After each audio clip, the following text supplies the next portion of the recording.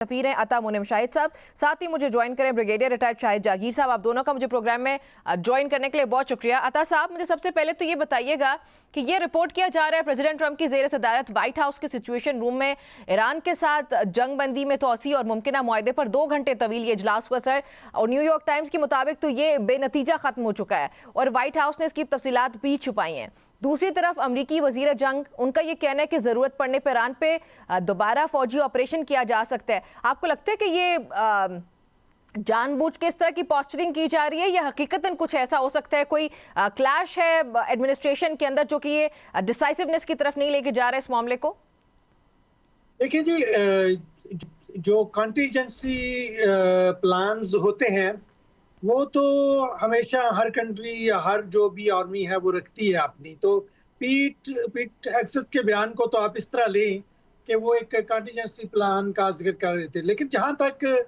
जो इजलास हुआ है व्हाइट हाउस में और जो बेनतीजा रहा, अब ये जो एग्रीमेंट का फ्रेमवर्क है वो तो तय हो चुका है। दोनों साइड्स जो हैं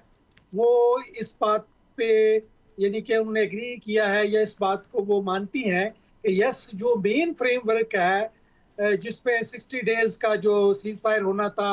और ये स्ट्रेट ऑफ हॉर्मुज को खुलना था और ब्लॉकेड वगैरह उतरना था, और उसके अलावा ये जो अपना ईरान के फ्रोजन फंड्स हैं वो ग्रेजुअली उनको रिलीज होना था, ये सारी चीज़ें तय हैं। लेकिन मसला ये है कि अब प्रेसिडेंट ट्रंप जो है वो शो करना चाहते हैं कि ये उनका जो एग्रीमेंट है, जो ये सेटलमेंट कर रहे हैं, वो पिछले तमाम एग्रीमेंट से बेहतर है और वो जो है ये वार से जो है विन होकर निकल रहे हैं। और थोड़े से इस पर स्टिकिंग पॉइंट जरूर हैं कि क्योंकि इसके जो सीज फायर है वो सिर्फ ईरान के साथ रिलेटेड नहीं है, बल्कि जहां भी वार हो रही है जिसमें लेबनान शामिल है वहां भी ऑल फ्रंट्स पे ये सीज फायर है, और जिसमें नेतन्याहू की अपनी पोजीशन है कि वो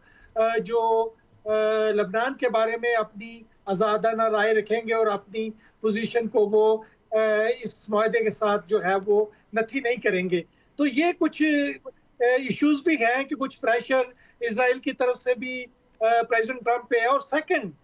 ये भी एक आप समझ लें टैक्टिक्स हैं कि वो शो कर रहे हैं कि हमने कोई बड़ी जल्दी में ये जो कोई एग्रीमेंट नहीं कर लिया, और इसको वो जानबूझ के भी डिले कर रहे हैं ताकि ये एक तो प्रेशर ईरान पे भी रहेगा, दूसरा वो अपने अवाम को भी ये शो करना चाहते हैं कि देखें हमने बड़ा सोच समझ के और ये हमने जो अपनी विनिंग से जो कंडीशंस हैं उस पे ये तय किया है। अदरवाइज अब ये सिर्फ प्रेसिडेंट ट्रंप के हाथ में है कि कब वो इसका ऐलान करते हैं। लेकिन जो दूसरी बात है पीट हेगसेथ की,